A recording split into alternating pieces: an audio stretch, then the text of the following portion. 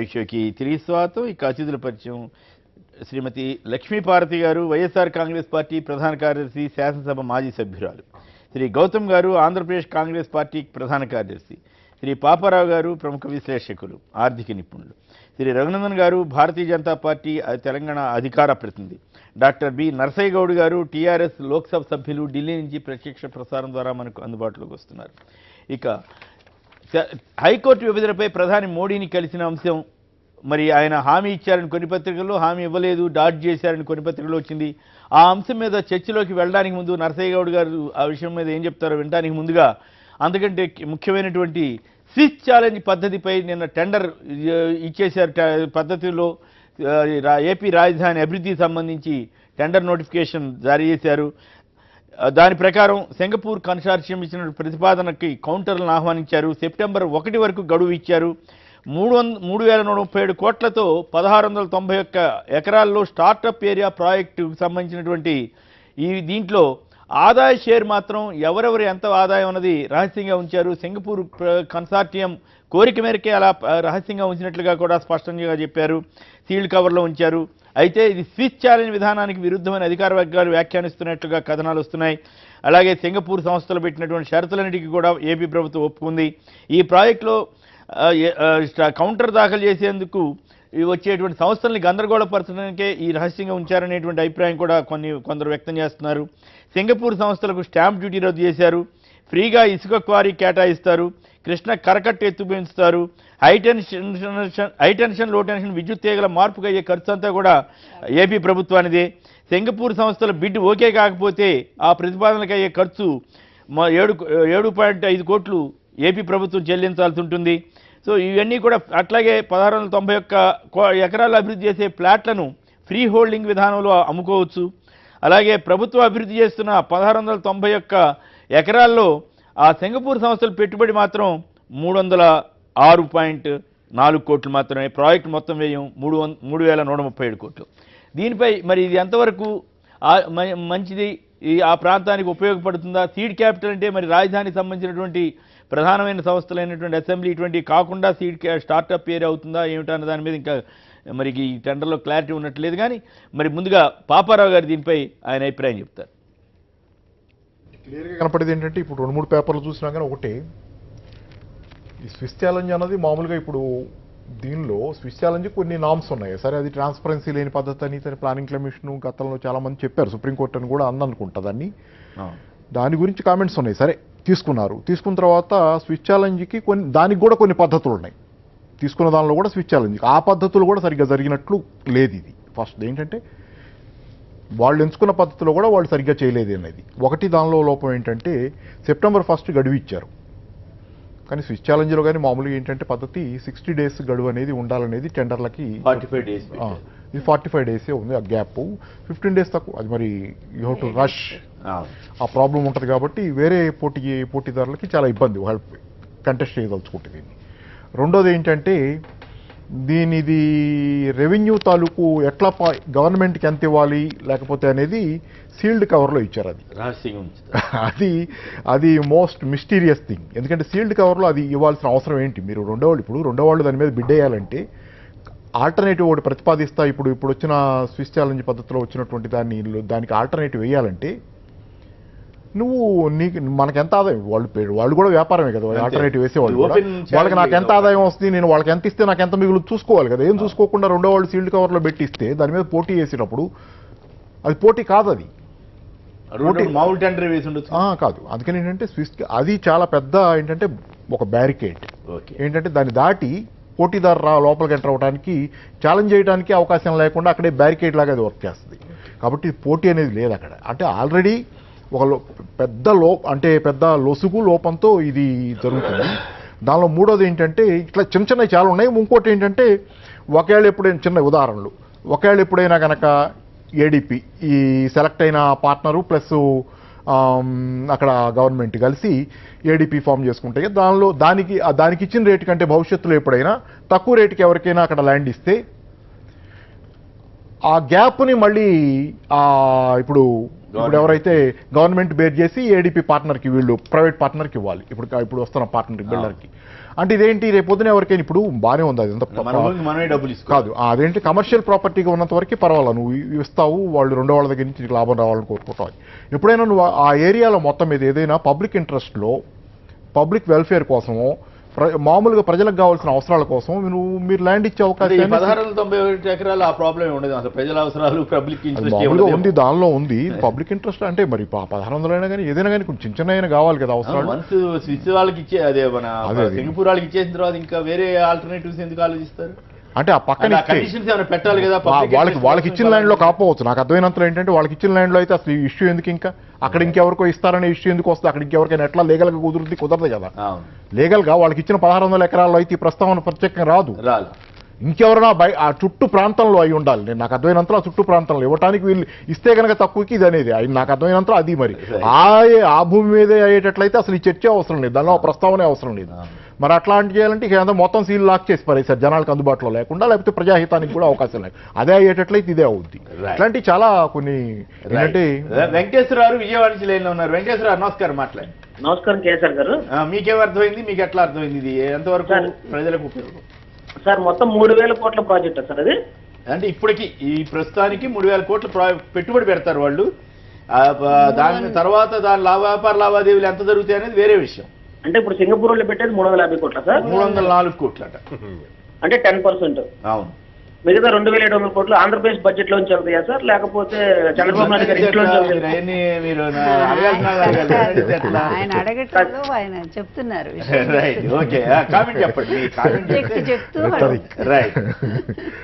ఇందుకే మీరేమనుకుంటున్నారు, ఇది మంచి ప్రపోజలేనా కాదా అది చెప్పండి. కాదు సార్, ఎందుకంటే మీకు యాక్చువల్ గా సింగపూర్ స్విచ్ ఛాలెంజ్ అనేది ఒక ప్రాజెక్ట్ ఏదైనా ప్రపోజల్ పెట్టినప్పుడు మిగతా వాళ్ళు బిడ్లేసే అవకాశం ఇవ్వాలి, అది ఓపెన్ పద్ధతిలో ఉండాలి. అది వాటా రెవెన్యూ వాటా విషయంలో కూడా రహస్యంగా ఉంచారనేది ప్రధానమైనటువంటి అభ్యంతరంగా. నిర్ణయం తీసుకొని బిడ్లని జాగ్రత్తగా దాపెట్టుకొని వాళ్ళు తర్వాత దానికి ఆప్షన్స్ ఇవ్వడం అనేది కరెక్ట్ కాదు. Right, okay. నర్సయ్య గౌడ్ గారు మీరు మాట్లాడండి. ఢిల్లీలో కూడా దీనిపై బహుశా చాలా చర్చ జరుగుతూ ఉండాలి, మీరేమనుకుంటున్నారు? అంటే ప్రధానంగా ఏ మెథడ్ తీసుకున్నా కూడా ఇంటెన్షన్ బాగుండాలి, అది ప్రధానం. అవును. సో ప్రత్యేకించి అక్కడ అమరావతి స్టేట్ క్యాపిటల్ సంబంధించిన అంశం చేపట్టి మేము ఏమి మాట్లాడినా కూడా సరే పక్క రాష్ట్రం మా ఒక సోదర రాష్ట్రానికి అడ్డుపడే విధంగా ఉంటుందనే విషయం అర్థాలు తీస్తారు కాబట్టి దాని గురించి నేను ఎక్కువ కామెంట్ చేయదలుచుకున్నాను. So any project what is important is intention. Okay, intention మంచిదే ఉండాలి. ఇంటెన్షన్ బాగుంటే మీకేమనిపిస్తుంది? కాదు, మీరు లోక్సభ సభ్యులు, దేశంలో ఉన్న అన్ని రాష్ట్రాల గురించి మీరు మాట్లాడే హక్కు ఉంటుంది. అయినా కూడా తెలుగు వాళ్ళందరూ ఏదైనా మాట్లాడుకోవచ్చు, తప్పేం కాదు. మీకేమనిపిస్తోందా? ఇంటెన్షన్ బాగుందనిపిస్తోందా? బాగా ఏమైనా డౌట్లు వస్తున్నాయా మీకు? కేసీఆర్ గారు నేను మొదలే చెప్పడం జరిగింది. సో ఇప్పుడు అక్కడ జరిగేటటువంటి పద్ధతులు కానీ మెథడ్ కానీ, ఎందుకంటే ఇప్పుడు కొత్త రాష్ట్రం అక్కడ క్యాపిటల్ లేదు, సరే మేము నిర్మించుకుంటున్నాము అనే పద్ధతుల్లో మాట్లాడినప్పుడు అక్కడ చాలామంది రాజకీయ పార్టీలు ఉన్నారు, రాజకీయ నాయకులు ఉన్నారు. అది కరెక్టా కాదా, అందులో ఏమన్నా ఒక పార్టీకి అడ్వాంటేజ్ అయ్యేటట్లు తీసుకున్నారా అనేది అక్కడ వాళ్ళు చర్చుకుంటే బెటర్ ఉంటుంది. ఎందుకంటే as a MP I represent India, not only my party or only my state. కానీ ప్రత్యేకించి అంటే ఈ యొక్క ఉన్న రీసెంట్గా విభజన సమస్యలు ఉన్నాయి కాబట్టి మేము ఏది మాట్లాడినా కూడా, ప్రత్యేకించి టీఆర్ఎస్ పార్టీ తెలంగాణ నుంచి మాట్లాడినా కూడా సరే మా క్యాపిటల్ మేము నిర్మాణం చేసుకోవద్దా అనే అర్థాలు తీస్తారు కాబట్టి బెస్ట్ థింగ్ ఏంటంటే ఒకటేంటంటే పునాదులు ఏవైనా కూడా కొత్త క్యాపిటల్ కట్టబోతున్నారు కాబట్టి పునాదులు ఒక మంచి నిర్ణయాలతో జరగాలని నేను కోరుకుంటున్నాను. రైట్, రఘునందన్ గారు మీరు లాయర్ గారు కూడా కదా, మీరు దీని మీద మీ అభిప్రాయం? అంటే గతంలో ఉమ్మడి ఆంధ్రప్రదేశ్ రాష్ట్రం ఉన్నప్పుడు స్విస్ ఛాలెంజ్ పద్ధతిని రాష్ట్ర హైకోర్టు వద్దని చెప్పి చాలా స్పష్టంగా చెప్పింది. నిజాం షుగర్స్ లో ఇంప్లిమెంట్ చేశారు. ఈ విధానం వల్ల పలు అవకతవకలు జరుగుతూ ఉన్నాయి. ప్రభుత్వం ఎవరికి ఇవ్వాలని అనుకుంటుందో వాళ్ళకే ఇవ్వడానికి దీన్ని ఛాన్సెస్ కల్పిస్తూ ఉన్నాయి. అట్లాంటి స్కోప్ ఇచ్చినప్పుడు కొంత తప్పులు జరగడానికి అవకాశాలు ఉంటాయి కాబట్టి జిహెచ్ఎంసీ పరిధిలో జరిగినటువంటి పలు కాంట్రాక్టుల విషయంలో కానీ ఇక్కడ కూడా జిహెచ్ఎంసీ పరిధిలో చాలా కాంట్రాక్టులు చేశారు సార్. జిహెచ్ఎంసీలో చాలా కాంట్రాక్టులు ఇచ్చేటువంటి విషయంలో లేదా చాలా ప్రాజెక్టులు డెవలప్ చేసేటువంటి విషయంలో స్విస్ ఛాలెంజ్ పద్ధతి అని చెప్పి ప్రభుత్వం తనకు నచ్చిన వాళ్ళకి వాటిని కట్టబెట్టేటువంటి పద్ధతి వారికి నచ్చిన రేట్లలో, తనకు నచ్చిన వారికి నచ్చిన రేట్లలో కట్టబెట్టేటువంటి ఒక కార్యక్రమం కొనసాగుతుందని హైకోర్టు సీరియస్గా చెప్పినప్పుడు జిహెచ్ఎంసీ స్విచ్ ఛాలెంజ్ విధానాన్ని మొత్తానికి రద్దు చేయాల్సినటువంటి పరిస్థితి వచ్చింది. హైదరాబాద్లో చాలా విషయాలు, ప్రైవేట్ యాడ్ ఏజెన్సీస్ విషయాలలో కానివ్వండి, టూరిజం పేరు మీద డెవలప్మెంట్ అవుతున్నటువంటి ప్రాజెక్టుల విషయం లోపల కానివ్వండి, ప్రభుత్వ స్థలాల్ని ప్రైవేట్ ఏజెన్సీస్కి ఇచ్చి డెవలప్ చేపిస్తున్న సందర్భం లోపల కానివ్వండి, ఈ 3 సందర్భాల్లో 3 వేర్వేరు రిట్ పిటిషన్లని రాష్ట్ర ఉమ్మడి హైకోర్టు ఇప్పుడున్న కోర్టు విచారణకు స్వీకరించినప్పుడు ఈ విధానంలో అనేక లొసుగులున్నాయి, దీన్ని సరిదిద్దండి అని చెప్తూ చివరికి ఒక దశ లోపల ఒకటి తర్వాత ఒకటి దీనికి సంబంధించి కేసులు ఫైల్ అయిన దశలో స్విచ్ ఛాలెంజ్ విధానం ప్రకారం భవిష్యత్తులో ఎవరికి ఎలాంటి ప్రాజెక్టులు పీపీపీ కింద కేటాయించకూడదు అని చెప్పి నాటి హైకోర్టు ఒక జడ్జిమెంట్ ఇచ్చింది. ఆ తర్వాత జిహెచ్ఎంసీలో స్విచ్ ఛాలెంజ్ పద్ధతిని రద్దు చేసినారు. సరే, కొత్త రాజధాని నిర్మాణం జరుగుతుంటే వారి ఇష్ట ప్రకారం కట్టుకోవాలనో లేకపోతే ప్రజల సొమ్ము రాళ్లపాలు కావాలనో ఎవరు కోరుకోవద్దు. అట్లాంటి పద్ధతులు ఏమైనా ఉంటే దాన్ని సవరించాల్సిందే. ఈ పక్క నుంచి స్విస్ వస్తే ఇంకో పక్క నుంచి జపాన్ వాళ్ళు వస్తారా, కొరియా వాళ్ళు వస్తారా, ఇంకా దీనికంటే మెరుగ్గా కడతారా, దీనికంటే తక్కువ డబ్బులకు కడతారా, అంతర్జాతీయ స్థాయిలో ఒక నగర నిర్మాణం జరుగుతున్నప్పుడు ఇంటర్నేషనల్ బిడ్స్ ఆహ్వానించి చేస్తే ఇంకొంచెం పారదర్శకంగా ఉండేది అనేది నా ఉద్దేశం. రైట్. ప్రసాద్ గారు హైదరాబాద్ నుంచి లైన్ లో ఉన్నారు. ప్రసాద్ గారు నమస్కారం, మాట్లాడండి. నమస్కారం అండి. నమస్కారం. ఇప్పుడు చంద్రబాబు నాయుడు గారు ఇంతకుముందు కట్టించిన అవన్నీ మురికివాడలండి. హైటెక్ సిటీ కట్టించాను అన్నాడు, అదొక మురికివాడ. ఇప్పుడు కొత్తగా కట్టిస్తున్న ఒక మురికివాడ. ఇంకొకటండి, నాకు ఒక చిన్న 1 minute టైం ఇవ్వండి, నేను చాలా రోజులు ట్రై చేస్తున్నాను. ఇప్పుడు మురికివాడలు లేవన్నారు. ప్రపంచంలో ఏ సిటీలోనైనా మురికివాడల పక్కల్లో మనకు సహాయం చేసేవాళ్ళు లేకుండా ఉండారా? మురికివాడలని జనావాసాలుగా మార్చి అక్కడ అన్ని సదుపాయాలు అభివృద్ధి చేయాలి తప్ప వాటిని మురికివాడని చెప్పి అవమానించారు. అంటే నాకు అనుమానం ఏంటంటే, ఈ పెద్ద బిల్డింగ్స్ కట్టిన తర్వాత కట్టిన వాళ్ళందరూ ఇప్పుడు తాజ్మహల్ కట్టిన వాళ్ళకి చెయ్యలు ఇట్లా నరికారో అలా విధంగా ఈ కట్టిన వాళ్ళందరినీ చంపేస్తారా? ఇష్యూ ప్రస్తుతం స్విచ్ ఛాలెంజ్ దీని మీద కదా. మీరు ఎప్పటి నుంచి ఆవేశం అంతా ఇప్పుడు బయట పెడుతున్నట్టున్నారు. చూడండి, దొరికింది అది కదా సార్ ఛాన్స్. ఇప్పుడు కేల్కర్ కమిటీ ఉంది. Kelkar committee is the government of India recommendation. Kelkar కమిటీకి సంబంధం లేదా? అంటే అంటే ఇప్పుడు ఇంకా కొంతమంది నేను ఈ రోజు పేపర్లో జయప్రకాష్ నారాయణ స్టేట్స్ ఇంకా ఫ్రీడమ్ ఇవ్వమన్నారు. ఇంకా స్టేట్ ఫ్రీడమ్ ఇస్తే perhaps will again go to pre independence day. ఎందుకంటే ఏ రాజ్యం మాదంటారు, ఇప్పటికే మా రాజ్యం మాదంటున్నారు. ఒక పద్ధతి ప్రకారం ఏదైనా కట్టుకోవాలి, ప్రజలకు క్షమించి అని చెప్పాలి. ఇప్పుడు ఏంటంటే క్యాపిటల్ కడతారా, లేకపోతే అందరు ఇళ్ళు అక్కడ కట్టే ఇల్లు నాయలు కూడా కడతారా అని మీ సందేహం. అది కాదు సార్, ఇప్పుడు క్యాపిటల్ కట్టుకుంటున్నారు మరి మిగతాదంతా ఇప్పుడు ఇక్కడ ఉండే దాంట్లో ఇప్పుడు ఏమిటనే దాని మీద కూడా స్పష్టత ఉండాలి. క్యాపిటల్ అంటే రాజధాని అంటే అసెంబ్లీ సెక్రటరియట్ ఇవేనా, లేకపోతే మొత్తం కమర్షియల్ కాంప్లెక్స్ ఇవన్నీ కూడా వస్తాయా? అప్పుడు కమర్షియల్ వెంచర్ అవుతుంది తప్ప అది క్యాపిటల్ వెంచర్ అవ్వదు కదా, క్యాపిటల్ కి సంబంధించింది అవ్వదు. మరి కానీ చంద్రబాబు గారి డెఫినేషన్ వేరు, మనందరూ ఆలోచన వేరుగా ఉంది. మరి ఎవరు మాకు తెలియాలి కదా సార్, ప్రజలు తెలియాల్సిన అవసరం ఉందండి. ఇతర పార్టీలకి చెప్పట్లేదు ఆయన, మీకు నాకేం చెప్తారు? మీరు అడగండి మరి, అక్కడ చంద్రబాబు గారిని అడగాల్సిన ప్రశ్న ఆయన అడగలిగే వాళ్ళు ఎవరు లేరు కదా సార్. అందుకనే ఇప్పుడు ప్రజల ద్వారా టీవీ ద్వారా మీరు అడిగారు. ఒకటి, మనం స్విచ్ ఛాలెంజ్ లో ఉండే టెక్నికాలిటీస్ చర్చించడం, అది మంచిగా చేయడా, రహస్యాలు ఏం దాచారు, ఎంత వాటా ప్రభుత్వానికి ఉంది, ఎంత వాటా సింగపూర్ కంపెనీలకు ఉంది, ఎందుకు రహస్యంగా ఉంచారు, ఈ టెక్నికాలిటీస్ మీద మాట్లాడుతున్నాం. అసలు స్విచ్ ఛాలెంజ్ మెథడే మనకు నష్టం అని, దానికి సంబంధించి ఇప్పుడే సుప్రీంకోర్టులు కానీ హైకోర్టులు కానీ గతంలో తప్పు చేశాయని, దీనివల్ల ఆంధ్రప్రదేశ్ ప్రజలకు పెద్ద లాభం లేకపోయినా సింగపూర్ కంపెనీలకు ఎక్కువ లాభం, ప్రైవేట్ కంపెనీలకు లాభం జరుగుతాయని, ప్రభుత్వ పెద్దలు ఎవరైతే ప్రభుత్వాన్ని నడుపుతున్న కాంట్రాక్టర్లు లేకపోతే పెద్ద పెద్ద ఇండస్ట్రియలిస్టులు ఎవరైతే ఉన్నారో వాళ్ళు బినామీ కంపెనీల పేరుతో సింగపూర్తో టైఅప్లు అవుతారని, ఇవంతా ఓపెన్గా ఈవేళ చర్చ జరుగుతున్న విషయం. కనుక స్విచ్ ఛాలెంజ్ పద్ధతిని ఈ పారదర్శకత లేదు. 2, అది వ్యాపార దృక్పథంతో ఉంది, ప్రయోజనాలు రాష్ట్ర ప్రయోజనాలను దెబ్బతీస్తుంది. ఒక రాజధాని నిర్మాణం అనేది ఇలా వ్యాపార పద్ధతుల్లో పెట్టుబడిదారులకు ఉపయోగపడేటట్టు, అసలు మీరు అన్నట్టుగా అది రాజధానా లేకపోతే ఒక పెద్ద మహానగరంలో క్యాపిటల్, దాన్ని ఏమంటారు, వ్యాపార సముదాయాల కమర్షియల్ కాంప్లెక్స్ లా అనే చర్చ వచ్చినప్పుడు ఖచ్చితంగా ఇప్పుడు మేము చెప్పగలిగింది ఏంటంటే ఇది కమర్షియల్ వ్యవహారమే తప్ప అది ప్రజా రాజధానిగా జరగట్లేదు.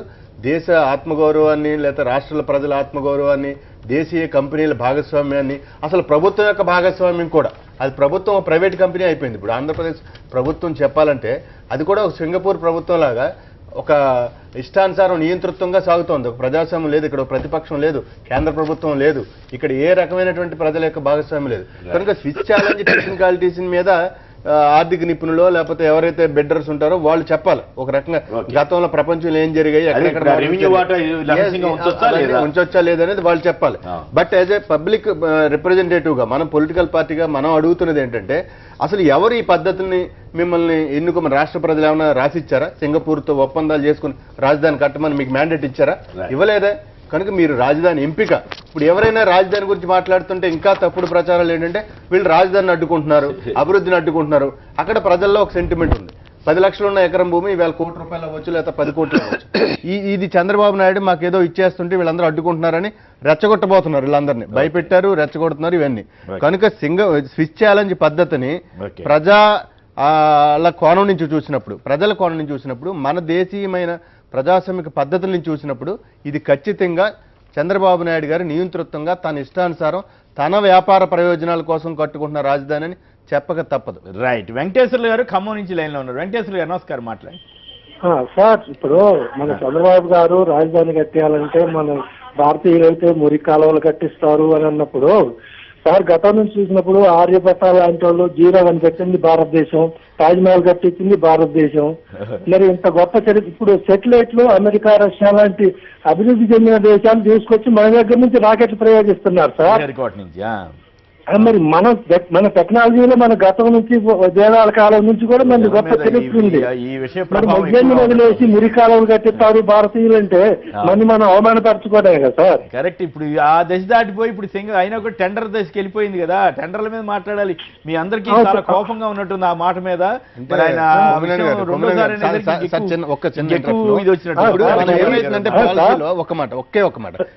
కంప్లీట్ చేయండి వెంకటేశ్వర గారు. సార్, టెండర్లు అన్నప్పుడు నాకు ఈ బిల్డింగ్ కావాలి, ఓపెన్ మాకు ఇది వరల్డ్ వైడ్ గా టెండర్ రావాలని నువ్వు వరల్డ్ లెవెల్ క్యాపిటల్ కట్టవలసుకున్నప్పుడు మాకు ఈ బిల్డింగ్లు కావాలి, వరల్డ్ వైడ్ గా మేము టెండర్లు ఆహ్వానిస్తున్నామని ఎందుకు ప్రకటించకూడదు? స్విస్ ఛాలెంజ్ అని, జపాన్ అని, చైనా అని, సింగపూర్ నువ్వు లిమిటెడ్ గా కొన్ని దేశాలను ఎందుకు సెలెక్ట్ చేసుకొని చేయాలి? నువ్వు వరల్డ్ లెవెల్ క్యాపిటల్ కట్టించుకుంటున్నావు, వరల్డ్ వైడ్ గా ఓపెన్ టెండర్, ఆన్లైన్ టెండర్ నువ్వు ఎందుకు తెలియకూడదు? ఇప్పుడు ఒకే ఒక మాట ఏంటంటే సింగపూర్ తో ముందే ఒప్పందాలు జరిగిపోయి ముందే అగ్రిమెంట్స్ అయిపోయిన తర్వాత ఈ ఊరినే ఫార్మాలిటీస్ కోసం అడ్వర్టైజ్మెంట్లు ఇవ్వటంగా ఉన్నాడు తప్ప ఇంకోటి కాదు అది. రైట్. ఫస్ట్ నుంచి కూడా ఈ రాజధానికి సంబంధించి వివాదాలు మొట్టమొదటి నుంచి కూడా మనం బయట పెడుతూనే ఉన్నాం, చెప్తూనే ఉన్నాము. ఎప్పుడైతే శివరామకృష్ణ కమిటీని పక్కన పడేసి నారాయణ కమిటీ వచ్చిందో అప్పుడే అర్థమైపోయింది. దాదాపు తెలిసిన వాళ్ళందరికీ తెలుసు ఈ విషయం కూడా. కాకపోతే ఎవరి స్వార్థం కోసం వాళ్ళు అక్కడ చేస్తూ ఉన్నారు. ఆ తర్వాత స్విస్ ఛాలెంజ్ విధానం అనేది నిజంగా సుప్రీంకోర్టు కానీ తర్వాత కేంద్ర ప్రభుత్వం కూడా ఒక పథకం కోసం తీసుకొని పక్కన పడేసింది. ఇది మనకి వర్కౌట్ అవ్వదని. ఈరోజు కన్సార్టియంకి 52%, అదేవిధంగా ఏడీసీ దీనికేమో 42% మాత్రమే. అందులో కూడా ఏడీసీలో కూడా కొంత భాగం మళ్ళీ కన్సార్టియంకే పోతుందట. ఫస్ట్ ఎప్పుడేది అగ్రిమెంట్ వరకే మీకు గవర్నమెంట్ అక్కడ ఏది సింగపూర్ గవర్నమెంట్ మంత్రి అని అన్ని చెప్పారు, అది వెళ్ళారు. ఆ తర్వాత అది పోయింది. ఈరోజు అసలు ప్రైవేట్ కంపెనీలకు వచ్చేసినాయి. ఆ ప్రైవేట్ కంపెనీల్లో కూడా వీళ్ళ కోడలు పనిచేసినటువంటి కంపెనీ కూడా యాడ్ అయింది ఈరోజు కొత్తగా. ఇది చాలా గమనించాల్సినటువంటి విషయం. ఆ కంపెనీ పేరు నాకు ఇప్పుడు గుర్తులేదు కానీ వడ్డీ ఆ కంపెనీ కూడా ఇందులో యాడ్ అవటంతో ఇప్పుడు అందరికీ చాలా సందేహాలు ఉన్నాయి. ఇప్పుడు ఒక్కటే ఆయన అంత ఓపెన్గా ఈరోజు ఇవ్వటం అయితే నోటిఫికేషన్ ఇచ్చారు కానీ ఇప్పటికీ అసలు మీకు టక్కర్ గారి పంపించినప్పుడు, సిఎస్ గారి పంపించినప్పుడు ఆయన యాక్సెప్ట్ చేయలేదు. అది ఓపెన్గా అందరూ చెప్పారు, మీడియాలో వచ్చేసింది. ఆ తర్వాత చంద్రబాబు నాయుడు గారు ముఖ్యమంత్రి సంతకాలు పెట్టి క్యాబినెట్లో పెడతారు. మొన్న క్యాబినెట్లో పెట్టారు. అంటే ఇక అందరు క్యాబినెట్ కూడా ఆశ్చర్యపోయింది అసలు. ఎందుకంటే వాళ్ళకే తెలియదు విషయం ఏంటనేది. ఇంత రహస్యంగా జీవోలు నువ్వు ఆ కంపెనీలు దాదాపు 1,50,000 కోట్ల రూపాయలు నువ్వు ఈ కంపెనీల ద్వారా నీ కొడుకు అక్కడ సంపాదించడానికి సింగపూర్లో నువ్వు దోచిపెడుతున్నావు. ఆంధ్రప్రదేశ్ ఆనాడు దోపిడీ జరిగింది. ఆ రోజు సింగపూర్లో నువ్వు హోటల్ కట్టావు. ఇక్కడ సొమ్మంతా 100%. నేను చెప్పడం ఏంటి, ఈ విషయంలో నేను అడుగుతా ఉంటా. ఎవరైనా కూడా నేను అడుగుతుంటా. ఆయన చెప్పాడు మీరు రుజువు చేయండి, మీరు గౌతమ్ గారు లేకపోతే ఇంకెవరైనా సరే మీరు రుజువు చేసి తీసుకోండి. శ్రీనివాస్ గారు ఒకే ఒక్కటి పేపర్లో ఆ రోజు దావూద్ ఇబ్రహీంతో సీఎం గారు మాట్లాడినట్టు నేను చెప్తా ఇప్పుడు అయ్యో నేను చెప్తా మీరు ఒక్కసారి వెళ్ళి చూడండి న్యూస్. నాకేమి ప్రత్యేకమైన వ్యతిరేకత ఉండదు కదా. నేను అలాగే సిబిఐ ఎంక్వైరీలో సిబిఐ హసన్ అలీ అదే కాదు, దానికి ముందు ఈయన ముఖ్యమంత్రిగా ఉన్నప్పుడే పేపర్ లో దావూద్ తో మాట్లాడినట్టు క్వశ్చన్ మార్క్ లో వచ్చిందండి. ఏంటంటే కాదు సింగపూర్ లో ఈయన కట్టినటువంటి హోటల్ ఉంటే మీకు బోల్డ్ మంది తెలిసి ఉండాలి కదా. తెలిసి ఉంటే మీరు ఎందుకు కనిపెట్టలేకపోయారు? స్వయంగా ఇప్పుడు వాళ్ళ పేరుతో ఉండగా ఒకటి దీని మీద ఎంక్వైరీ జరిగింది, వెళ్ళారు. కాకపోతే కాదు గవర్నమెంట్ యాక్సెప్ట్ చేయలేదండి. సింగపూర్ ప్రభుత్వం యాక్సెప్ట్ చేయలేదు. మేము ఇతరుల ఆస్తులు మేము రక్షిస్తాము, అందువల్ల ఇవ్వడానికి లేదు. అది మొత్తం అండి ఎంటైర్ హోటల్ రాసిచ్చేస్తాడు అట్లా తర్వాత అమ్మేశాడుగా. అయిపోయింది. ఎవరైతే దాన్ని ఆక్యుపై చేశారో అప్పుడు దావూద్ ఇబ్రహీంతో సింగపూర్ లో వీళ్ళ పర్సన్ పంపించి చర్చలు జరిపించి ఇది కూడా వచ్చిందండి, మీడియాలో వచ్చింది.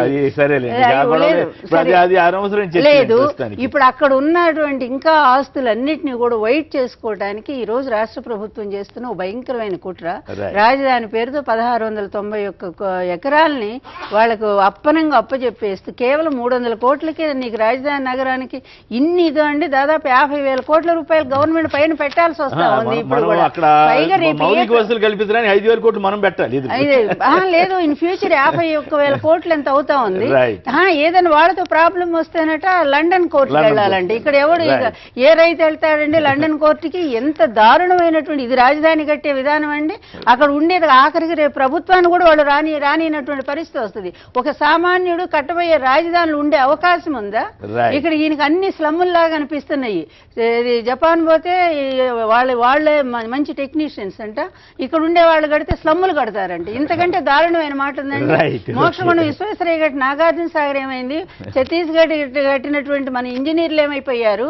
విదేశాలు దుబాయ్ కట్టినటువంటి మన ఇంజనీర్లు ఏమైపోయారు? తెలుగు ఇంజనీర్లు ప్రపంచ దేశాల్లో ఈ రోజు అన్ని రంగాల్లో కూడా దూసుకుపోతున్న మన తెలుగు ప్రతిభ ఏమైపోయింది? వీళ్ళంతా పనికి మాడ స్లమ్ములు కట్టేవాళ్ళ వీళ్ళు. ఇంతకంటే నీచం ఈ ముఖ్యమంత్రిని ఉరి తీయాలండి. కాదు శ్రీనివాస్ గారు, శ్రీనివాస్ గారు అన్నప్పుడు మీరు ఆధారాలతో సహా మన తెలుగు వాళ్ళని అవమానం తెలుగు అవమానం చేసేటువంటి వాళ్ళని దారుణంగా రైతులు మోసం చేసేటువంటి కాకపోతే మన కోపం ఉందని చెప్పి అట్లా కోపం కాదండి, ఈ దేశ భాషలో లేకపోవచ్చు. మేమన్న మాట కాదు ఇది, ఇది మేమంటున్న మాట కాదు. ఆ రోజు హైటెక్ సిటీ కట్టినప్పుడు మీకు ఇక్కడ మారిషస్ మంత్రి ఎవరో వచ్చా ఈ మాట స్వయంగా అనిపోయారు. మా దేశంలో అయితే ఉరి తీస్తారు. ఏదైనా కానీ చెప్తున్నానండి. మర్చిపోయారు సేడనకు సంబంధించిన మంత్రి వచ్చినప్పుడు కొన్ని హామీల మీద అట్లా మాట్లాడాడు కానీ దీనికి దానికి సంబంధం. ఈ రోజు జరిగే దోపిడీ మాత్రం నేను చెప్పడం కాదు, ప్రజలు ఆ విధంగానే ప్రజాస్వామ్యబద్ధంగానే ఉరి తీస్తారండి. నేను చెప్తా ఉన్నాను. అట్లా రఘునందన్ గారు ఇట్లా మాట్లాడొస్తా వారు రఘునందన్ గారు. సరే, ఇప్పుడు ఒక రాజకీయ పార్టీగా ఇంకొక రాజకీయ పార్టీ నాయకుల మీద వారు చేసే ఆరోపణలుగా మాత్రమే చూడాలి. నిజంగా ఉరి తీయాల్సిన సందర్భం అంటే వస్తే ఈ దేశంలో దానికి ఒక ప్రొసీజర్ ఆఫ్ లా ఉంటుంది, దాని ప్రకారం వారు రాజకీయ కోణంలో చేస్తున్న విమర్శని దాన్ని చూడాలి తప్ప టెక్నికల్ గా దాన్ని ఉరి తీయడం అనేది పాసిబిలిటీ ఎట్లుంటుంది? రైట్. ఇక ఉరి శిక్ష పడ్డలను ఉరేయాలంటే కూడా దానికి సవాళ్ళ ప్రొసీజర్ అయినా కూడా అట్లాంటి మాటలు మాట్లాడుకుంటే ముఖ్యమంత్రి గారు ఆ దేశ ప్రజల్ని లేకపోతే రాష్ట్రంలో ఉండే ఇంజనీర్లని అవమానం చేస్తారు, మురికి వాడలు బాగా పోయింది, బాగా పోతుంది. మనం అర్థం చేసుకోవాలి.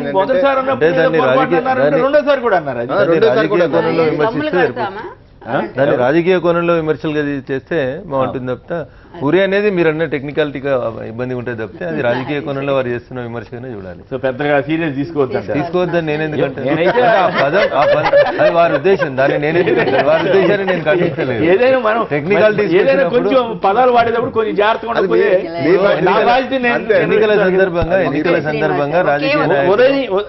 ఎన్నికల సందర్భంగా రాజకీయ పార్టీలు మేము అధికారంలోకి వస్తే నిన్నటిదాకా ముఖ్యమంత్రి ఉన్న ఆయన చేసిన తప్పులన్నీ నిరూపించి ఆయన జైల్లో పెడతాం, ఆయన నురిదిస్తాం, ప్రజాక్షేత్రంలో శిక్షిస్తా ఉంటారు. లక్ష్మీపార్వతి గారు బహుశా డిబేట్ ని అట్లా ప్రజాక్షేత్రంలో అనుకుంటున్నారు. ఉదయ్ గారు టెక్సాస్ నుంచి లైన్ లో ఉన్నారు.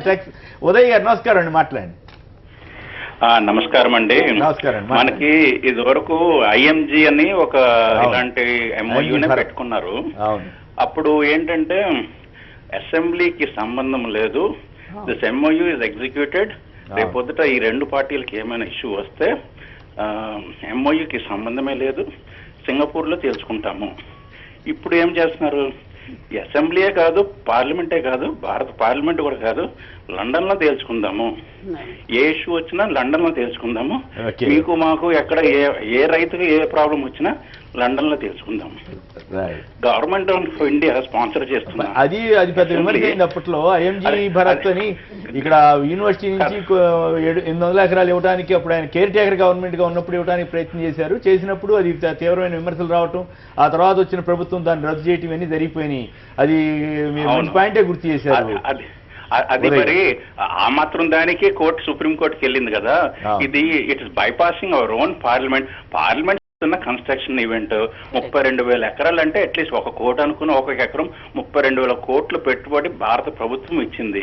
ఏంటి ఇవన్నీ కలిపి 30,000 సంవత్సరాలు వాళ్ళకి దారాదత్తం చేసి వాళ్ళు కన్స్ట్రక్షన్ చేసేది ఎంత? అడ్మినిస్ట్రేటివ్ బిల్డింగ్స్ కి మరి సెంట్రల్ గవర్నమెంట్ కూడా ఏమంటలేదు కదా. ఇప్పుడు ప్రధాని మోడీ గారు కానీ సెంట్రల్ గవర్నమెంట్ వాళ్ళు కానీ ఈ collusion politics between the centre and state giving it away to the third party country. ఏంటి వాళ్ళ సింగపూర్ దేశం కన్నా పెద్ద ప్రాంతం ఇస్తున్నాం వాళ్ళకి. సింగపూర్ ప్రాంతం ఎంత, దేశం ఎంత, మన సిఆర్డి రీజన్ ఎంత రాసిస్తున్నాం అన్నది understand. We are giving away part of India to Singapore to administer మనకు చేతగాక. కరెక్ట్. సింగపూర్ కంపెనీ మీద చైనా నుంచి ఒక వ్యాసం కూడా వచ్చింది. చైనాలో వాళ్ళు ఇట్లాంటి ఇండస్ట్రియల్ ఎస్టేట్ కడితే అది పెద్ద గొడవ అయ్యి ఊరు బాబు అని సింగపూర్ వాళ్ళని బయటకు పంపించేసిందా కూరుకోలేదంట ఆ దేశం. తర్వాత భాస్కర్ గారు బెంగళూరు నుంచి లైన్లో ఉన్నారు. భాస్కర్ గారు నమస్కారం, మాట్లాడండి. భాస్కర్ గారు భాస్కర్ గారు మాట్లాడాలా? మాట్లాడండి, టీవీ కట్టేసి మాట్లాడండి. హలో సార్, మాట్లాడండి ప్లీజ్. హలో, కట్ చేయాల్సి వస్తుంది. నమస్కారం, మాట్లాడండి ప్లీజ్. నమస్కారం, మాట్లాడండి. అదే సార్, ఇప్పుడు చంద్రబాబు నాయుడు చేసే పని అంత ఎట్లుంది? గారు అనండి, చంద్రబాబు నాయుడు గారు అనండి. హలో, మాట్లాడండి. ఆయన లాస్ట్ ఏం చేస్తారంటే మన ఆంధ్రప్రదేశ్ అంతా సింగపూర్ విదేశాలకు అమ్మేస్తారు సార్ లాస్ట్ కు. రైట్, మీరేదో లక్ష్మీభారతి గారి ప్రభావంలో పడ్డట్టున్నారు.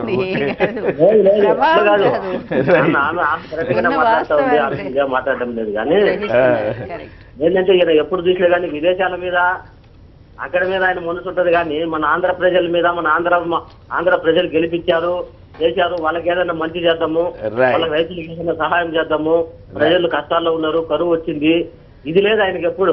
రైట్, ఓకే, ధన్యవాదాలండి. ఇక మనం కేసీఆర్ గారి పర్యటనపై చర్చలోకి వెళదాం. హైకోర్టుపై ప్రధాని డాట్ చేశారని కొన్ని పత్రికల్లో వస్తే, హామీ ఇచ్చారని మరికొన్ని పత్రికల్లో వచ్చింది. అసలు వాస్తవం ఏంటి? ప్రధాని పర్యటన ఏ మేరకు సక్సెస్, కేసీఆర్ గారి టూర్ ఏ మేరకు సక్సెస్ అయింది ఏంటో నరసయ్య గౌడ్ గారితో మాట్లాడదాం. ఇప్పుడు చిన్న విరామం తర్వాత. లైవ్ షోకి తిరిగి స్వాగతం. ఇక నరసయ్య గౌడ్ గారు చెప్పండి, నిన్న కేసీఆర్ గారి టూర్ ఏ మేరకు సక్సెస్ అయింది, ఏం కదా? మరి నిజంగానే హైకోర్టు డివిజన్పై ఏమడిగారు? ఆ ప్రధాని గారు హామీ ఇచ్చారా లేదా డాట్ చేశారని ఒక ఆంగ్ల పత్రిక రాసింది, మీరేమంటారు? పైగా సుప్రీంకోర్టు చాలా తీవ్ర వ్యాఖ్యలు, నరసయ్య గౌడ్ గారు ఒక్క నిమిషం, సుప్రీంకోర్టు కూడా చాలా తీవ్రమైన వ్యాఖ్యలు చేసింది. ఈ స్వార్థం, అత్యాస అని ఇట్లాంటి పదాలు కూడా వాడింది. దానిపై కూడా మీ కామెంట్. న్యాయాధికారుల విభజనపై ఖచ్చితంగా ఏంటంటే, ఇప్పుడు మొట్టమొదటిగా ప్రధానమంత్రి గారు, సరే ప్రైమ్ మినిస్టర్ గారిని, మరి ఉమాభారతి గారిని, ఫైనాన్స్ మినిస్టర్ గారిని మల్టిపుల్ ఇష్యూస్ మీద కలవటం జరిగింది. ప్రధానంగా ఏంటంటే, అన్ని రాష్ట్రాలు ఏర్పడిన తర్వాత హైకోర్టు ఏర్పడింది. మేము తెలంగాణ రాష్ట్రం పక్కనున్నటువంటి మహారాష్ట్ర, కర్ణాటకలో కూడా మంచిగా ఒక నూతన వరవడిలో మంచి రిలేషన్స్, ఇంటర్స్టేట్ రిలేషన్స్ ఉండాలని పోతున్నాం. చిన్న అంశాలు ఉన్నాయి, వాటిని అంటే హైకోర్టు ఇష్యూ కానీ, ఇతరత్ర కేఆర్బిఎం ఇష్యూ కానీ, లేకుంటే డివిజన్ ఆఫ్ ద వాటర్ కానీ, వీటన్నిటిలో మనం ఒక అంతిమ నిర్ణయం తీసుకొని ఈ అంతరాష్ట్ర సమస్యలకు శాశ్వతంగా పరిష్కారం చూపెట్టాలని మన ప్రధానమంత్రి గారి దగ్గర గౌరవ ముఖ్యమంత్రి గారు విన్నవించడం జరిగింది.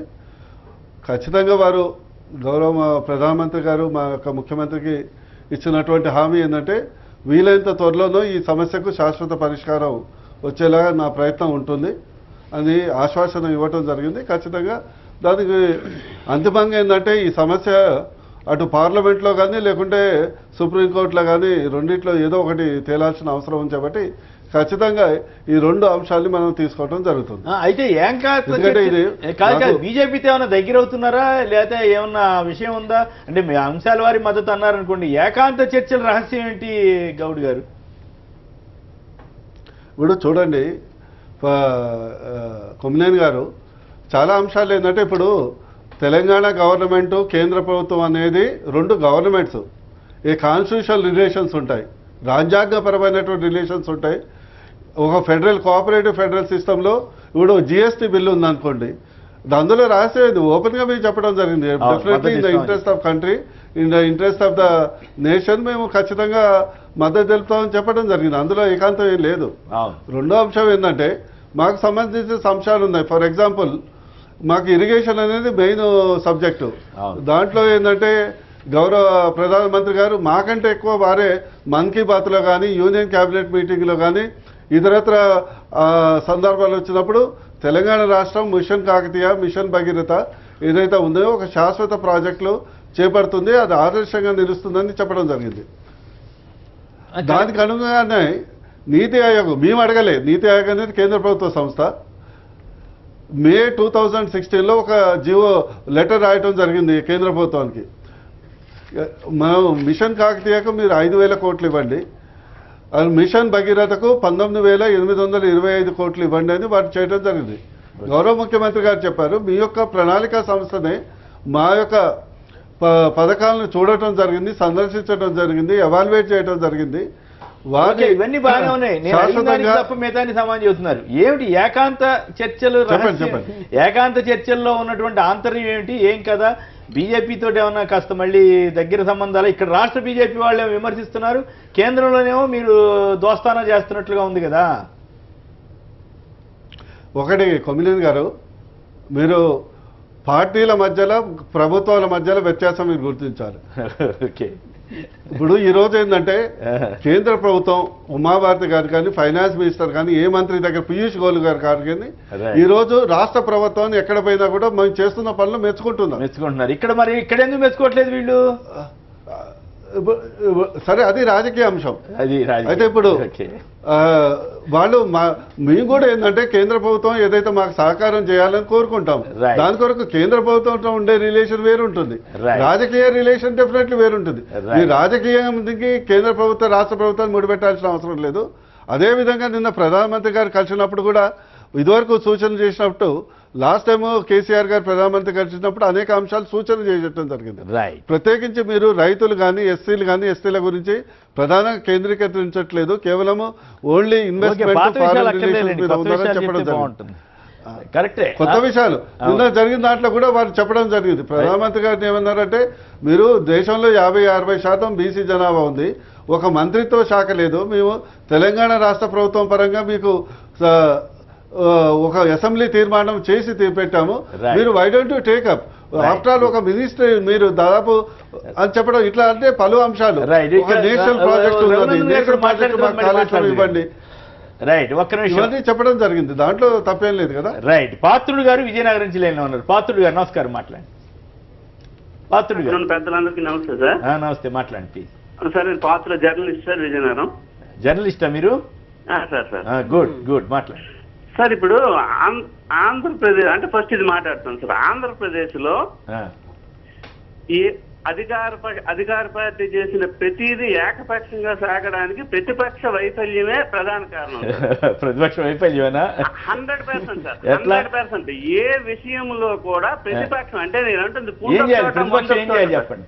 ప్రతిపక్షం ఏం చేసి ఉండాలి? కరెక్టే, మీరు మంచి పాయింట్ రేజ్ చేశారు. ప్రతిపక్షం ఏం చేసి ఉండాలని చెప్పండి. ఒక మాట చెప్తాను సార్. అంటే ఇప్పుడు చంద్రబాబు నాయుడు ముఖ్యమంత్రిగా ఉండి ప్రభుత్వ శాఖల్లో అవినీతి పెచ్చిమీరుతుందని ఆయన చెప్పడం, అదే కామెడీ.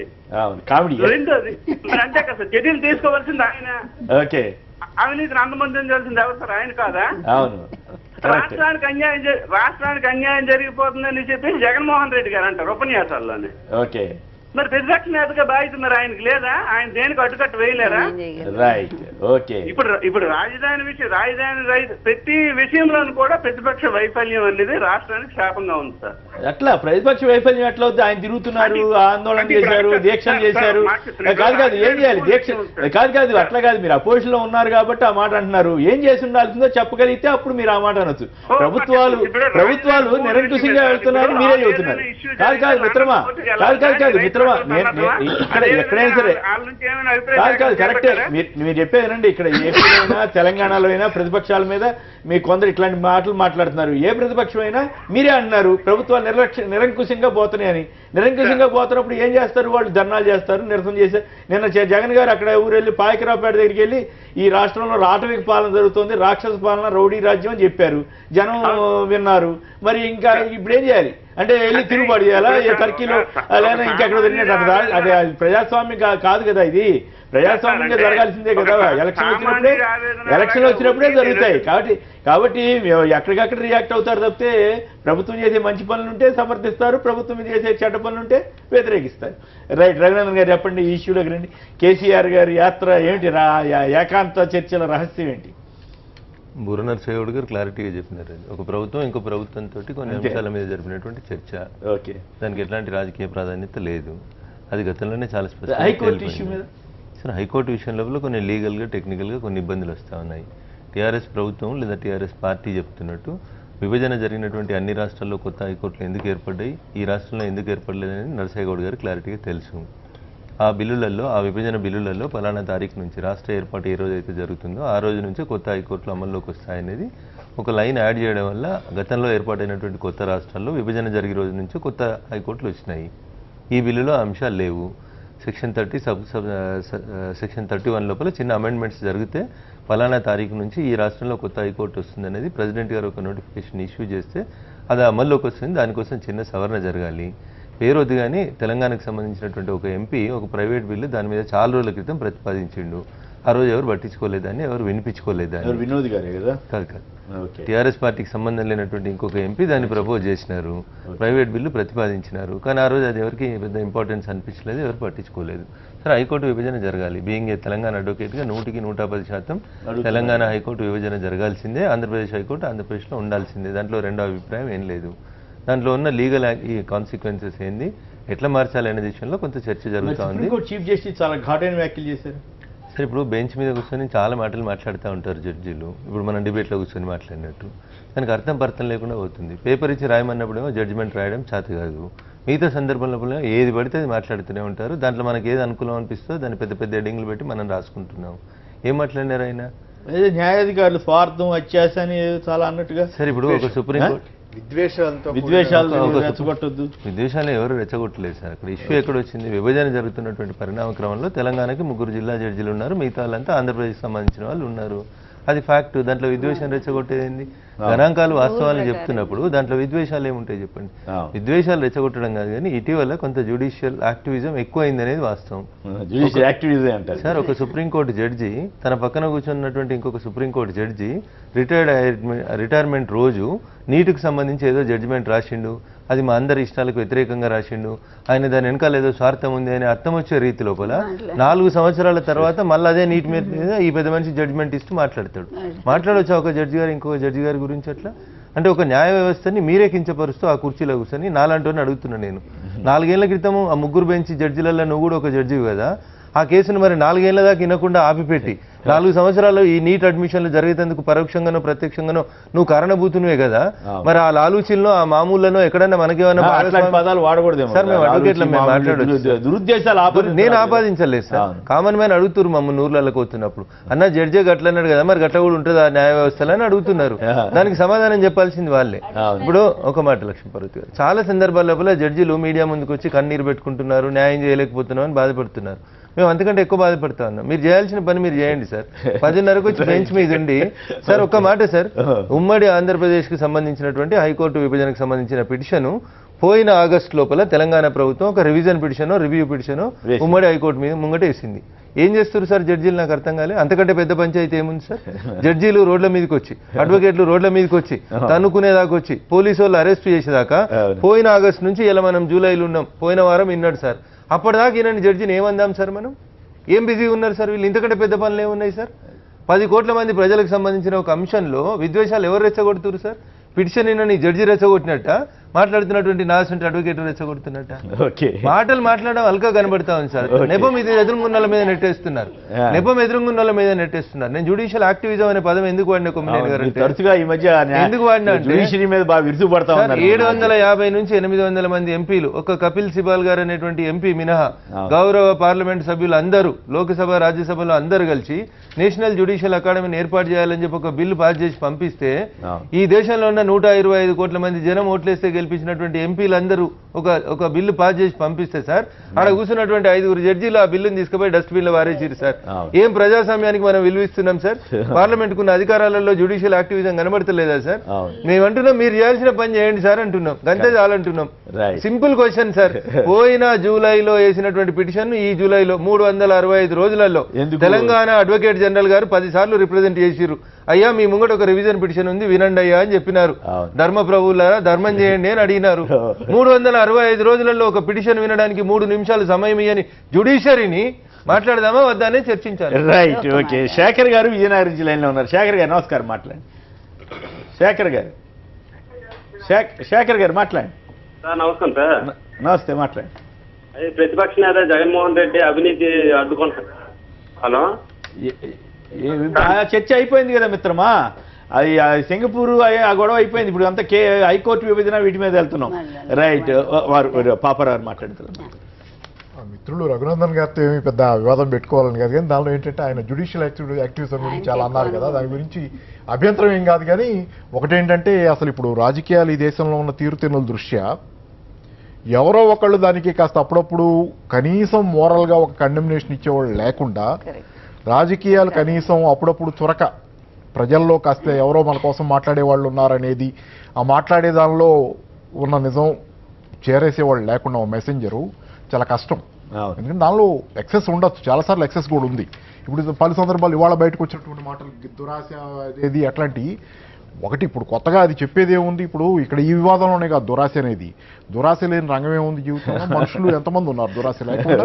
ఎక్కడ జరుగుతుంది? షేర్ మార్కెట్ దగ్గర నుంచి ఇక్కడ వీధుల్లో దాకా ఎక్కడైనా సరే దురాశ లేక అసలు వ్యవస్థే అలా తయారైంది. మొత్తం దానిలో ఒకళ్ళకు ఉందనేది మళ్ళీ అది ప్రత్యేకంగా పాయింట్అవుట్ చేసి సందర్భాన్ని బట్టి మాట్లాడారు. సందర్భాన్నైనా జనరల్ ఆ సందర్భానికి అది ఎట్లా ఇంప్లికేట్ అవుతుందో చెప్పడం తప్పితే దురాశ అనేది ఒక ప్రత్యేకమైన సెక్షన్ దురాశను ఆపాదించడం అనవసరం. కాకపోతే ఏంటంటే జ్యుడిషియల్ యాక్టివిజం అనేది, ఎందుకంటే రఘునందన్ గారు పాపం ఆయన కేవలం లాయర్ అని అంటున్నారు, అడ్వకేట్ మాత్రమే కాదు ఆయనకి రాజకీయాలు కూడా ఉన్నాయి కాబట్టి అంటున్నాను నేను. దానిలో ఇప్పుడు రాజకీయ పార్టీ డామినేట్ చేసి ఆ రాజకీయాల మీద జ్యుడిషియరీ చేస్తున్న కామెంట్లు నచ్చట్లేదా అనేది, ఎందుకంటే పైగా అధికారంలో ఉన్న ప్రభుత్వం కాబట్టి అభ్యంతరాలు ఎక్కువ ఉన్నాయి. వారు మాట్లాడని ఒక్క నిమిషం అంటే చెప్పండి ఎంపీ గారు చెప్పండి. ఇప్పుడు వేరే దేశాల్లో ఫర్ ఎగ్జాంపుల్ యుఎస్లో కానీ వెస్టర్న్ కంట్రీస్లో కానీ ఎప్పుడైతే జడ్జెస్ అపాయింట్ చేసేటప్పుడు అనేక మంది కన్సల్ట్ తీసుకోవడం జరుగుతుందండి. సింపుల్. ఇప్పుడు ఫర్ ఎగ్జాంపుల్ ప్రజల నుంచి, జ్యూరీ నుంచి, అక్కడ ఉన్నటువంటి సినేట్ నుంచి, లేకుంటే అక్కడ ఉన్నటువంటి పార్లమెంటు నుంచి ఇవన్నీ చేసుకోవడం జరుగుతుంది.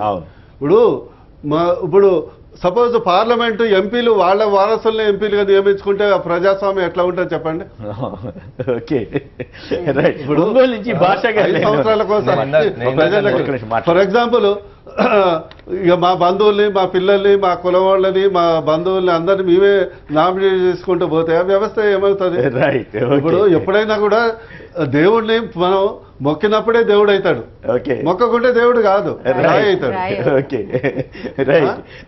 అందువరకేందంటే రఘునందన్ గారు ఇప్పుడు ఆవేదన అనేది కేవలం జ్యుడిషియర్ మీద కాదు.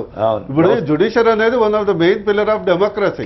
దాని మీద నమ్మకం పోవద్దు అంటే ఎట్లయితే పార్లమెంటు పారదర్శకంగా ఉండాలో, రాజకీయ నాయకులు పారదర్శకంగా ఉండాలో, మెయిన్ పిల్లర్ అయినటువంటి జ్యుడిషియరీ మాదొకటి గ్రేట్ వాల్ ఆఫ్ చైనా లాగా మేమే నామినేట్ చేసుకుంటాం, మేమే మమ్మల్ని ఎవరు క్వశ్చన్ చేయకుంటే వారు చేసే తీర్పుల్లో డెఫినెట్లీ ఒక రకమైనటువంటి సందిగ్ధం వస్తుంది. ఇప్పుడు రఘునందన్ 1 సంవత్సరం కింద జ్యుడిషియరీ రివ్యూ ఏదైతే పెట్టారో ఆర్డర్ మీద చేసి ఉంటే ఒక దాని మీద సరైన తీర్పు వచ్చుంటే ఈ రోజు అడ్వకేట్లు జడ్జిలు రోడ్డు మీద రావాల్సిన అవసరం ఏంది, గత్యంతరం ఏంది? ముఖ్యమంత్రి గారు ప్రధానమంత్రి దగ్గర మరి రాజ్నాథ్ దగ్గర మరి అయినోళ్ళ కాళ్ళు మొక్కుకోవటం ఏంటి? ఇవన్నీ సమస్యలు ఎందుకు వస్తాయి చెప్పండి. రైట్. భాష గారు ఒంగోలు నుంచి లైన్లో ఉన్నారు. భాష గారు నమస్కారం. మన ఆంధ్రప్రదేశ్ ముఖ్యమంత్రి గారు 2-3 రోజుల క్రితం స్టేట్మెంట్ ఇచ్చారు. నాకు హైకోర్టు 10 సంవత్సరాలు కలిసి ఉండే హక్కు ఉంది హైదరాబాద్ లో అని చెప్పి స్టేట్మెంట్ ఇచ్చారు. మరి అలాగే రాష్ట్ర రాజధాని కింద కూడా 10 సంవత్సరాలు మనకు హక్కు ఉన్నా కూడాను ఆగమేఘాల మీద ఎందుకు పరిగెత్తుకొచ్చినట్టు నాకైతే మామూలు కామన్ మ్యాన్ గా నాకు అర్థం కాలేదు. కొద్దిపాటి ఖర్చుతోనే హైకోర్టు నిర్మించుకోవచ్చు, దాన్ని ప్రక్షాళన చేసుకోవచ్చు, దాన్ని మొత్తంగా ఇక్కడ మార్చుకునే అవకాశం ఉంది. 100 కోట్ల ఖర్చుతో ఉన్న రాజధానికి ఏమో అంత యుద్ధ ప్రతిపాదనగా చేసుకుంటూ కొద్దిపాటి ఖర్చుతో ఉన్న ఈ వ్యవహారాన్ని వాడుకు నాకు 10 సంవత్సరాలు హక్కు ఉందని మాట్లాడటం అర్థం ఏమిటి? ఇంకొక విషయం సార్, సరే అర్థం మీద చాలాసార్లు మాట్లాడేవారు కానీ భాష గారు అర్థం మీద చాలాసార్లు మాట్లాడటం జరిగింది. చిన్నకాశి గారు ప్రకాశం జిల్లా నుంచి మరొక లైన్లో ఉన్నారు. చిన్నకాశి గారు నమస్కారం, మాట్లాడండి. హలో మాట్లాడండి. హలో మాట్లాడండి. గౌతమ్ గారు, ఇప్పుడు ఇష్యూ ఏంటంటే జనరల్ ఇవాళ జడ్జీలు జ్యుడిషియల్ యాక్టివిజం గురించో లేకపోతే కొలీజియం గురించో విషయం కాకుండా ఈవేళ తెలంగాణలో ఇక్కడ న్యాయవాదులు చేసిన ఆందోళన మీద సుప్రీంకోర్టు ఒక తీవ్రమైన వ్యాఖ్య చేసింది. దాని మీద మనకి ఇష్టం ఉండొచ్చు, ఇష్టం లేకపోవచ్చు. సో వారు అన్న దాంట్లో ప్రధానంగా ఇది విద్వేషంతో కూడుకున్న వ్యవహారంగా ఎక్కువ కనిపిస్తుంది. దీని అన్నందుకు క్షమించాలని కూడా ఆ జడ్జి వ్యాఖ్యల్లో ఉన్నట్టుగా వాళ్ళ పేపర్లో చూసాం. సో ఆ పరిస్థితిని నిజానికి అంత విద్వేషపూరితమైన పరిస్థితిని కల్పించడంలో ప్రభుత్వాల యొక్క పాత్ర, ఈ 2 రాష్ట్రాల ప్రభుత్వాలు ఎందుకు ఆ పరిస్థితిని తీసుకొచ్చాయి? మధ్యలో ఉండే కేంద్ర ప్రభుత్వం జోక్యం చేసుకోవాల్సిన సమయం వచ్చినప్పుడు ఎందుకు జోక్యం చేసుకోకుండా ఉండే పరిస్థితి? జడ్జీలని వాళ్ళందరినీ రోడ్ల మీదకి తీసుకురావాల్సి వస్తుంది. మొత్తంగా ప్రభుత్వాల యొక్క వైఫల్యం కూడా లేదా దీంట్లో? ఒక మాట నేను అనేది ప్రభుత్వాల యొక్క వైఫల్యం. వారన్నట్టుగా కోర్టులో ఎవరో పార్లమెంట్లో ఒక ఆయన వేశాడు, లేకపోతే జ్యుడిషియరీ ఇక్కడ లీగల్ పిటిషన్ ఉంది, అది నేను వేరే విషయంగా మాట్లాడుతాను. వేరే ఈ ఇష్యూకి సంబంధించి 2 రాష్ట్ర ప్రభుత్వాలు వైరుధ్యం పెట్టుకుని ఒకళ్ళనొకళ్ళు ఇరికించుకుని కేసుల్లో, ఒకళ్ళు ఓటుకు నోటు కేసులో, ఒకళ్ళు ఫోన్ ట్యాపింగ్ కేసులో ఇరుక్కుని ఇద్దరు రాజీ పడి ప్రజల సమస్యలు వదిలేసి మధ్యలో కేంద్రం వదిలేయటం వల్ల ఇవాళ రోడ్డు పరిస్థితి వచ్చింది. ఈవేళ ఇది సామరస్యంగా పరిష్కరించుకోవాల్సిన సమస్య. ఏ రాష్ట్ర విభజన జరిగినప్పుడైనా కూడా కొంత సమయం పడుతుంది ఈ ప్రాసెస్కి. చంద్రబాబు నాయుడు గారు వారు అన్నట్టుగా ఎవరో ఇప్పుడు భాష గారు ఫోన్ చేసి 10 ఏళ్ళు నాకు హైకోర్టులో స్థానం ఉందంటే మరి ఇక్కడి నుంచి ఎందుకు రాజధాని ఇమీడియట్గా అక్కడ షిఫ్ట్ చేసి ఉద్యోగస్తులను బలవంతంగా ఎందుకు షిఫ్ట్ చేస్తున్నాం? కనుక పొలిటికల్ రాజకీయ ప్రభుత్వాలు ముఖ్యంగా ఫెయిల్యూర్స్ వల్ల ఈవేళ ఈ పరిస్థితి సుప్రీంకోర్టు కూడా జోక్యం చేసుకోవాల్సి వచ్చింది. అసలు ఇదేంటంటే అయిన దగ్గర నుంచి కూడా వాళ్ళు హైకోర్టు వేరే చూపిస్తామని చెప్పింది టీఆర్ఎస్ గవర్నమెంట్. ఇక్కడ హైదరాబాద్లో మీకు బిల్డింగ్స్ ఇస్తాము, మీరు ఇక్కడ షిఫ్ట్ చేసుకోండి, ఎందుకంటే న్యాయపరమైనటువంటి అంశాల్లో అనేక గొడవలు వస్తూ ఉంటాయి. నిన్ననే మనము అడిషనల్ జనరల్ ఆయన అడ్వకేట్ జనరల్ రామచంద్రరావు గారు తెలంగాణ గవర్నమెంట్ ఆయన స్టేట్మెంట్ ఇచ్చారు. ఏంటంటే మాకు నమ్మకం లేదు ఏపీ గవర్నమెంట్ మీద, ఎందుకంటే ఇప్పటి వరకు 70% హైకోర్టులో ఆయన మ్యాన్పులేట్ చేసుకుంటూనే ఉన్నారు కేసులన్నింటినీ కూడా. అదేవిధంగా సుప్రీంకోర్టులో కూడా అలాగే ఉంది. ఆయనకు సంబంధించిన 7 జడ్జీలు ఉన్నారు. అందువల్ల అక్కడ న్యాయం జరగట్లేదు, మాకు ఇక్కడ న్యాయం జరగదు. ఒక లాయర్ రంగారావు చెప్తే లేదు 100% మేము ప్రత్యక్ష సాక్షి. ఎన్టీఆర్ గారు కేసు వేసినప్పుడు ఏ విధంగా అది డైవర్ట్ అయ్యి నేను రఘునందన్ గారిని ఫుల్ సపోర్ట్ చేస్తున్నాను ఈ విషయంలో. జ్యుడిషియరీ దారి తప్పింది. ఏ వ్యవస్థ అయితే ఈ సమాజాన్ని ఒక నమ్మకంతో దాని మీద ఒక అపారమైన గౌరవంతో అదొక్కటే న్యాయం. ఎందుకంటే రాజకీయ పార్టీలు అందరూ తప్పు చేస్తున్నారు, ప్రభుత్వాలన్నీ తప్పు చేస్తున్నాయి. ఏ గవర్నమెంట్ వచ్చినా కూడా ప్రజలకు హామీలు ఇవ్వటం, మోసం చేయటం. కానీ ఒక్కటే నమ్మకం ఏంటంటే మా కోర్టుకి వెళ్తే న్యాయం జరుగుతుందని అనుకుంటే కోర్టులు కూడా ఎంత తీవ్ర స్థితిలో దిగజారిపోయినాయి అంటే ఈరోజు నేను అన్నానని కాదు, అరుంధతి రాయని అరెస్ట్ చేశారు ఆ విధంగా మాట్లాడినందుకు.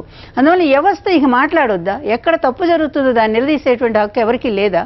తప్పనిసరిగా మరొక్కసారి జ్యుడిషియరీ వాళ్ళ ఆత్మ విమర్శ చేసుకోవాల్సినటువంటి అవసరం ఉంది. ఇప్పుడైతే 100% నేను కూడా సపోర్ట్ చేస్తున్నాను తెలంగాణ గవర్నమెంట్. వెంటనే వాళ్ళ హైకోర్టు వాళ్ళకి ఇవ్వాల్సిందే. వీళ్ళు ఎట్ట చేసుకుంటాడు ఇప్పుడు తీసుకెళ్ళి అక్కడ ఏమి కాకుండా వెలగపూడిలో ఒక్క ఫ్లోర్ కట్టేసి అందరినీ అందులో తోసేసి మీరు చావండి బతకండి అన్నట్టుగా ఒక రోడ్డు లేదు, పాడు లేదు. ఆయన బస్సే దిగుబడిపోయింది. ఎయిర్పోర్ట్ దగ్గర బురద బురద ఆయన బస్సు బురద అవుతుంది 3 రోజులు పెట్టి చామర పెట్టి కడుక్కుంటున్నారు 3 రోజులు పెట్టిన బస్సు బయటికి లాగటానికి 6 నెలల సమయం తీసుకుంటే ఆ పరిస్థితి అంత 6 నెలలు అయిపోతుంది డిసెంబర్ నాటి కంప్లీట్ అయిపోయి తీసుకెళ్ళి అంత హడావడి ఎందుకు చేశారు దీనికి వచ్చేసరికి ఎందుకు చేయట్లేదు అంటే ఇక్కడికి వచ్చేసరికి తనకు అనుకూలంగా న్యాయం జరగాల తన కేసులన్నీ కూడా ఈ విధంగా ఇప్పుడు 100% నాకు తెలిసింది ఏంటంటే జగన్ కేసులు ఈ హైకోర్టులు విడిపోతే తెలంగాణ హైకోర్టుకు వస్తుంది జగన్ కేసులు అందువల్ల అతని కేసులను ఏదో విధంగా ఇరికించాలి అనేటువంటి ఒక తాపత్రయంతోనే అతను రాష్ట్ర ఇది హైకోర్టు విభజనకు ఒప్పుకోవట్లేదని చాలా స్పష్టంగా తెలుస్తాం హైకోర్టుకి రావు జగన్ గారి కేసులు దానికి ప్రత్యేకమైన కోర్టు ఉంటుంది మేడం సిబిఐ కోర్టు ప్రత్యేకమైనటువంటి కోర్టులో వస్తే అది వేరే టెక్నికల్ అంశం మేడం ఇందా గౌతమ్ గారు మాట్లాడుతూ నిన్న జరిగినటువంటి చర్చలో సుప్రీంకోర్టు ఎందుకు ఈ విద్వేషాలు వచ్చినాయి అనేటువంటి అంశాన్ని తీసుకొచ్చారు అని చెప్పిండ్రు జడ్జిలు నియామకం చేసేటప్పుడు ఏం చేయాలనంటే ఒక శ్రీకాకుళంకి వెళ్ళి ఒక బ్యాచ్లో 290 మంది మున్సిపల్ మ్యాజిస్ట్రేట్ల నియామకం జరిగితే కొమ్మినేని గారు 65 మంది శ్రీకాకుళం జిల్లా వాళ్ళు మాత్రమే జడ్జీలు అయినారు అవుట్ ఆఫ్ 295 ఎట్లా అంటే తర్వాత ఇప్పుడు మాట్లాడితే మీకు ఇబ్బంది వస్తుంది కాబట్టి మేము మాట్లాడలేము జడ్జిల మీద మళ్ళీ మీరేదో భయపడుతున్నారు నాకేం ఎందుకంటే ఆ నియామకం చేసే దగ్గర కూర్చున్న ముగ్గురు ఇట్లా పెద్ద ఆయన ఆ జిల్లా ఆయన కాబట్టి అంత వాళ్ళ జిల్లా వాళ్ళకి ఇంటర్వ్యూలలో తోసేసుకుంటూ వచ్చేసినారు 300 మంది నియామకం అయితే 65 మంది ఒకటే జిల్లా వాళ్ళు వస్తారా సార్ ఈ విద్వేషాలు ఆ నియామకం అయినప్పుడు ఎట్లా జరిగినాయి అని చెప్పి అడగాలి ముగ్గురే తెలంగాణ వాళ్ళు ఎందుకున్నారు 27 మంది ఆంధ్ర వాళ్ళు ఎట్లా వచ్చారు జిల్లా జడ్జిలు అనేది సుప్రీంకోర్టు జడ్జి అడగాలి అది అడగడం చేత కాకుండా ఇవాళ వచ్చి నేను అదే చెప్తా ఉన్నా కబూర్లు చెప్పొద్దు నీటి మీద మొన్న ఒక జడ్జి జడ్జిమెంట్ రాసిండు ఏం చెప్పిండు నాకంటే 4 ఏళ్ల ముందు ఫలానా జడ్జి జడ్జిమెంట్ రాసిండు ఆ జడ్జిమెంట్ తప్పు నేను ఆ జడ్జిమెంట్ లో భాగస్వామి నుండి బాధపడుతున్నా అన్నాడు మరి 4 ఏళ్ల నుంచి జరిగిన నియామకాలకి నీకేం సంబంధం లేదా నేను అడుగుతున్నా ఎందుకు అడగొద్దు సార్ దానికి ఏదో నేను పెద్ద పదాలు వాడినా మీకు బాధ అనిపించింది ఎగ్జామ్ రాసిన పిల్లలకు బాధ తెలుస్తుంది ఎంసెట్ రాస్తే పిల్లల బాధ తెలుస్తుంది సార్ ఎంసెట్ లో ఒక్కొక్క సీటు కోల్పోతుంటే ఒక్కొక్క సంవత్సరం మెడికల్ విద్య కోసం విద్యార్థులు పడుతున్న ఆవేదన చూస్తే తల్లిదండ్రుల బాధ తెలుస్తుంది సార్ కౌన్సిలింగ్ సరిగా ఉండదు ఏం సరిగా ఉండదు ఏ కోర్టు ఎప్పుడు ఉత్తర్విస్తుందో ఎందుకు మారుతుందో తెలియదు సార్ సంవత్సరాలు విద్యార్థుల భవిష్యత్తు మిమ్మల్ని అభినందించాలి ఆత్మహత్య చేసుకుంటారు సార్ పిల్లలు మాట్లాడాలి ఎందుకంటే ఒక ర్యాంకు తోటి ఒక మార్కు తోటి ఒక ర్యాంకు పోతే మా అన్న కూడా నర్స్ అన్న కూడా డాక్టర్ ఒక మార్క్ తోటి ఒక సీట్ రాకపోతే ఒక విద్యా సంవత్సరం పోతే సూసైడ్ చేసుకుంటున్న విద్యార్థులు ఉన్నారు సార్ 4 ఏళ్ళు మరి మీరు నీటి మీద జడ్జిమెంట్ ఇవ్వకుండా అట్లా పెట్టుకొని ఆ రోజు 4 ఏళ్ల కింద జరిగిన జడ్జిమెంట్ తప్పు అంటే ఈ 4 ఏళ్లలో ఎన్ని వేల మంది విద్యార్థుల క్షోభకు మీరు కారణమవుతారు నేను ఇవి మాట్లాడితే మీరు అంటున్నారు రాజకీయ నాయకులు ఒక్క నిమిషం మాట్లాడుతురు కానీ నర్సయ్య గారు ఒక్క నిమిషం నేను మాట్లాడుతుంటే పాపారావు గారు అంటున్నారు అధికార పార్టీ కాబట్టి రఘునందన్ కోపం వస్తుంది మాకేం కోపం లేదు అక్కడ వ్యవస్థలో తప్పు ఉన్నప్పుడు సరిదిద్దండి మాట్లాడారు వ్యవస్థలో తప్పు ఉన్నప్పుడు సరిదిద్దండి సరిదిద్దుతున్నా మీరు మీ వీపులో ఏం జరుగుతుందో కూడా చూడండి అంటున్నా నా బ్యాగ్ గురించి మాట్లాడుతున్నా మీరు మీ బ్యాగ్ ఏందనేది చూడండి అని అడుగుతున్నా తప్పెట్లా అవుతుంది సార్ అది తప్పు చేస్తున్నా అని చెప్తున్నప్పుడు సార్ ముగ్గురే ఎందుకు తెలంగాణ జడ్జిలు ఉన్నారు మరి నియామకాలలో ఈ పార్షాలిటీ ఎందుకు వచ్చింది అని సుప్రీంకోర్టు జడ్జి గారు ఎన్నడైనా ఆలోచించినా అదే సుప్రీంకోర్టు జడ్జి గారు నేను బెంచ్ మీద నుంచి బెంచ్ దిగిన తర్వాత ఆంధ్రప్రదేశ్ తెలంగాణ ఉమ్మడి హైకోర్టు చీఫ్ జస్టిస్ కి ఫోన్ చేసి పోయిన జూలైలో వేసిన పిటిషన్ ఈ జూలై దాకా నువ్వు ఎందుకు వినలేదు 365 రోజులు ఒక రివ్యూ పిటిషన్ వినకపోతే చీఫ్ జస్టిస్ గా నీ బాధ్యత ఏంది అని అడగాలి కదా సార్ నేను అడుగుడు తప్పైతే సుప్రీంకోర్టు చీఫ్ జస్టిస్ అన్న ఆంధ్రప్రదేశ్ హైకోర్టు జడ్జిని అడగాలి కదా సార్ ఏం చేసినావు 365 రోజుల నుంచి దరఖాస్తు ఎందుకు వినలేదు జడ్జిలు గవర్నర్ ఇంటికి ఎందుకు నడుచుకుంటా పోయినరు అని అడగాలి కదా సార్ తప్పు చేసిన ఎవరో ఒకరు దండించాలి కదా అందరం చెప్తున్నాను దండించాల్సింది జ్యుడిషియరీ అని మీ వాళ్ళు తప్పు చేస్తే నువ్వు దండించవా ఇందాక మా నర్సన్ అన్నాడు ఎంపీలు అందరూ చేసింది చట్టపుటను దాఖలు చేసేసి మమ్మల్ని మేమే నియమించుకుంటాం మా వాళ్ళు మేమే ఉండాలి మా జడ్జిలు ఎప్పుడైనా విన్నారా కొమ్మినేని గారు మీరు senior journalist not before me అని ఎప్పుడైనా జడ్జి అంటే ఎంత తలవంపు అది నా ముందు ఈ కేసు ఆర్గ్యూ చేయొద్దు అంటే నువ్వు ఎంత నిష్పక్షపాత ధోరణి మనసులో ఇంకేమైనా ఉందా అనేది నాట్ బిఫోర్ మీ అని జడ్జినే పట్టుకోతురు సార్ అంటే మీ నియామకాలు ఏంది మీరు వింటున్న జడ్జిమెంట్ లేదు వెంకట్ గారు ప్రాక్టీస్ చేస్తున్నాం అవకాశం వచ్చినప్పుడైనా రవినాథ్ గారు దొరికింది కదా వెంకట్ గారు ఎంపీ గారు ఒక మాట నరసింహ గౌడ్ గారు మాట్లాడారు ఈ రోజు పార్లమెంట్ లో నీట్ ఆర్డినెన్స్ కూడా వస్తుంది ఒక్క నిమిషం నరసింహ గారు ఒక్క నిమిషం వెంకట్ గారు మాట్లాడు వెంకట్ గారు తొందరగా మాట్లాడు సార్ నమస్కారం సార్ అక్కడున్న ప్రజలందరికీ అక్కడున్న పెద్దవాళ్ళకి నమస్కారం సార్ రఘునందరావు గారు ఉన్నారు కదండి బీజేపీ అవును ఆయన ఇప్పుడు మనం ఇచ్చింది పెద్ద హెడ్ మాస్టర్ పోస్ట్ ఇచ్చాం సార్ బీజేపీకి. అలాంటిది టీచర్ పోస్ట్ చంద్రబాబు నాయుడు గారికి ఇచ్చామండి. అలాంటిది ఇప్పుడు హెడ్ మాస్టర్ టీచర్ కలిపి ప్రజలందరినీ మోసం చేసేస్తున్నారండి. ఎలాగంటే లక్ష్మీ పార్వతి గారు చెప్పింది మాత్రం 100% ఈ రోజు రైట్ అండి. నేను ఎందుకంటే అండి చేయలేకపోతున్నారండి, మాటలు మాత్రం మాట్లాడుతున్నారండి. ఓకే, ధన్యవాదాలు మిత్రమా. టైం అయితే నరసయ్య గారు మాట్లాడండి సార్.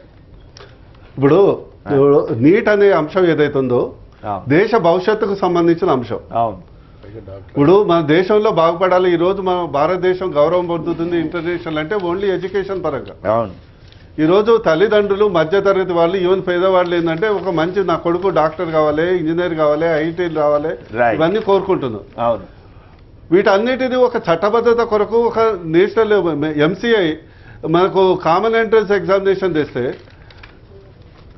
దాన్ని అడ్డుకున్నది ఎవరండి?